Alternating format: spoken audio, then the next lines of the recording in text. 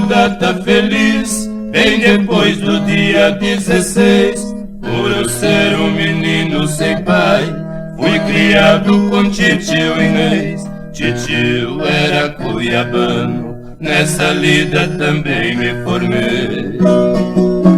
Ele era criador de gado, no seu regime me acostumei. Tinha laço, couro de mateiro, não escapava uma res do mangueiro. Eu deixava correr 30 dias por mês. Fiz viagem pra Mato Grosso, na comitiva de um calabrês. Titio me deu um burro pampa, que atendia por nome Truquês. Foi tirado da tropa Rio Grande, outra escolha melhor não achei. Eu deixei pra mostrar minha ciência, quando lá em Mato Grosso eu cheguei. Eu bambiei a rédea do pampa, e o laço cerrou pelas guampas. Berrava na chincha o zebu jaguanês.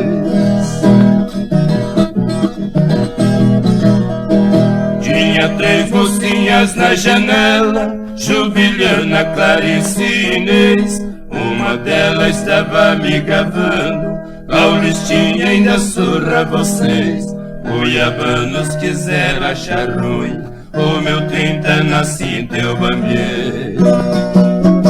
Pra mostrar minha ciência melhor, o mestiço de novo eu soltei. Ele tinha as pampas reversas, e o laço escapou da cabeça. Pelas 2 mãos eu lacei outra vez.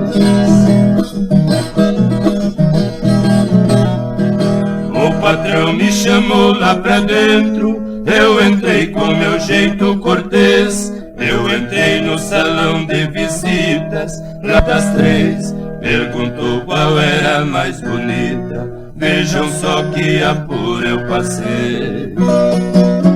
Respondi, todas 3 são iguais, foi do jeito que eu desapurei. A mais velha é uma flor do campo, a do meio é um cravo vermelho, a mais nova é uma rosa quando está de vez. Foi na hora da despedida, foi preciso falar o português. O meu coração ficou roxo, bem da cor de um alho chinês.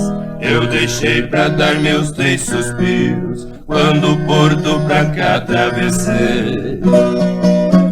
As meninas me escreveram cartas, brevemente a resposta eu mandei. Vou tomar linha Sorocabana, quero ver as 3 cuiabanas. Vou ver Jubiliana, Clarice e Inês.